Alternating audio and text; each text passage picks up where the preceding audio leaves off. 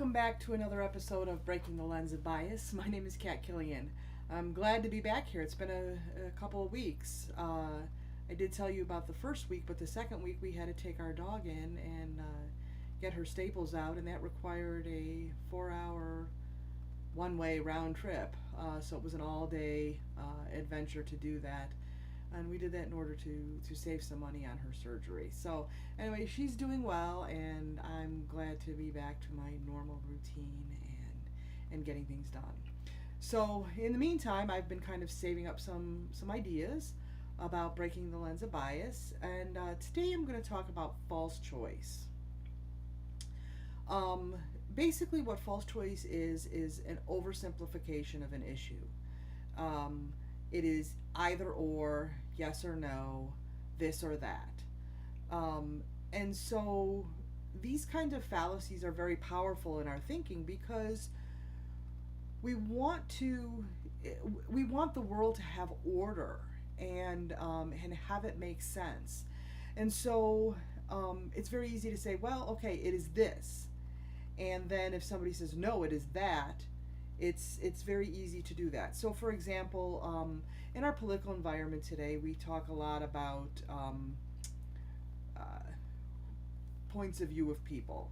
So, for example, the Republicans say about the Democrats that they're basically all these, radical left, and they're wanting socialism or communism in the country. And saying that, and when you really look at the issue, is that really what is being said? But it's so easy to demonize somebody on that and go in that way. And by the same way, we could say, Republicans are fascists and they're destroying our country, and they're wanting to put authoritarianism in and things like that. And is that really true? First of all, is it true of everyone whose political view is on one side or the other? Is it and also, is that really true? Is there a more nuanced kind of view that is being claimed? So, or being purported, whatever. So the false choice is often a way to strengthen an argument. I got a little bit blurry there because I moved. It's a way to strengthen an argument because you're saying it's affirm this or that. And I remember back when I was in high school, I was on the debate club, and we often took that kind of argument and we dug our heels in, and we used the opposite point of that if we were on the negative, and if we were on the affirmative, we just dug our heels in more without actually seeing the real side.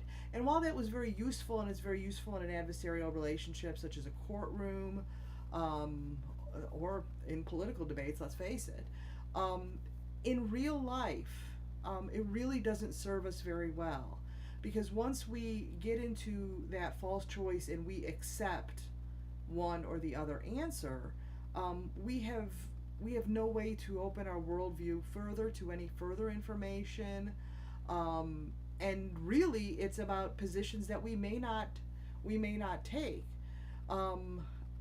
Let's take for example, the abortion issue. So people will say, abortion is wrong, you're killing a life. And when you start actually getting into the nuance of the issue, regardless of the religious kind of overtones or on that, because it really is a moral choice for a lot of people, but you start getting into the thing. So you're taking a life, but when is it okay to take a life in order to save a life? And so if the mother's life is at peril, and this, is it worth it to save the mother's life, as opposed to this potential life that may be? There are, there are other situations where we can think about it where it's much more nuanced. And is it really the the place of politicians and um, theologians or religious folks to make decisions for each and every one of our own individual selves? Um, and so, I go back and forth on this idea. I have my opinion, and I'm really trying not to state it here. But when we look at those, it's abortion is wrong, or abortion should be for everyone and whoever wants it, and use that, however, and up to whatever point, and things like that. And is that really true? So when you start to look at a complex issue like that, or a complex political view, um, or a complex situation in our society, is this really true? Today I was listening to uh, them talking about the fentanyl crisis, and some of the interesting information that was, the politicization of that subject has been, migrants are bringing it in through the southern borders. And actually, a conservative think tank, and the name of it is actually escaping me at the moment, um, but they actually came out and said no. Up, I think it was high 90s. I want to say 99, but 99 to 90. Let's say 95 to 99% of fentanyl importation into this country is done by American citizens. So, hmm.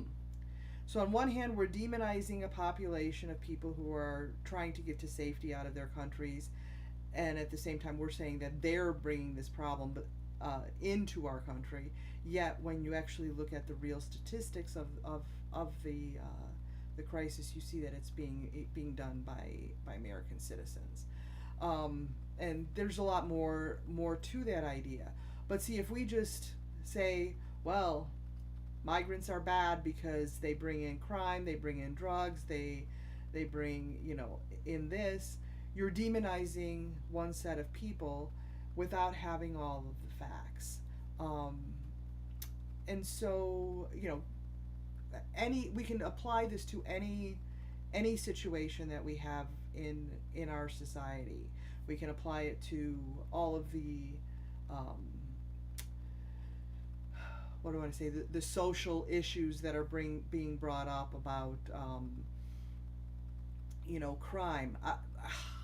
Another example, crime in Chicago. So this past weekend we had a bunch of young people found out on social media that there was going to be a big get together, and they spread out in the streets and basically created havoc. There was one couple who was visiting the city that they robbed and beat up, um, and this has been very widely publicized. But just creating havoc and breaking things and jumping on cars and breaking cars, all in the name of fun.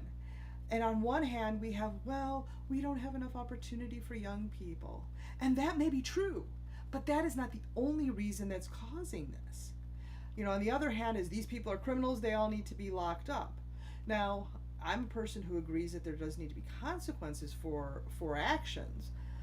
How we do that in a way that, yes, holds the people accountable for their actions, but at the same time also works to better the conditions under which this happens. People by and large won't be stealing bread from the grocery store if we can help people who are food insecure to get food. Um, and so how can we do those things? So when you are looking at issues, don't fall into the false choice fallacy. Look at the deeper issues. Don't look at it as a simplification of that, even though that may seem like a very reasonable option. Well, in the case of the kids, lock them up. In the case of the things, well, provide more services for them, provide them jobs, provide them things to do. And actually, maybe a combination of these things might be correct. And again, that's even an oversimplification. There's a lot more to the issue. So when something is very simple, beware. Put on your mental acuity hat and just say, is this really true? Start asking the questions. And when you start asking the questions, you won't fall into the false choice. You won't fall into the either or when we're dealing with all of these complex systems in our society. So this is a brief uh, show today, but I thought it was really important information to just kind of bring it out. I encourage you to interact with the page. Please, if you have an issue that you'd like to talk about and you'd like to examine, I'd be so happy to do that. And please just put in the chat and say, "Hey, Kat, what about this idea?"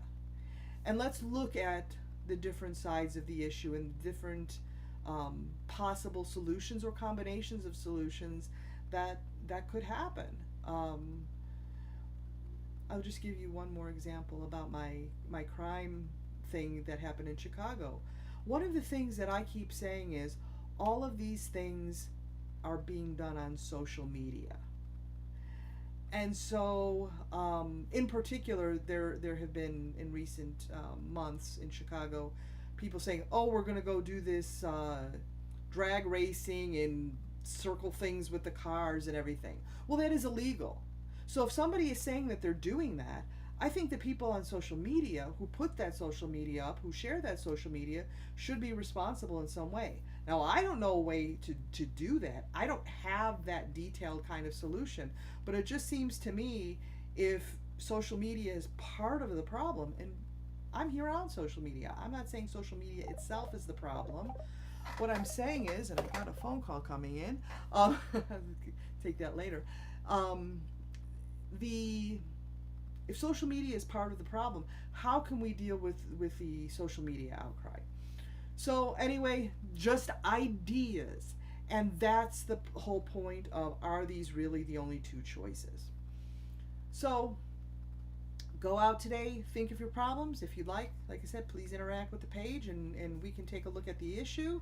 Or even if you want, you can come on the show. We could either do it on our normal Thursday time, or we can come back and we can do a special show, either live or we can record it and talk about these issues. I'd love to be able to do that with you. So thank you for tuning in. Again, my name is Kat, and I will see you next week on another episode of Breaking the Lens of Bias.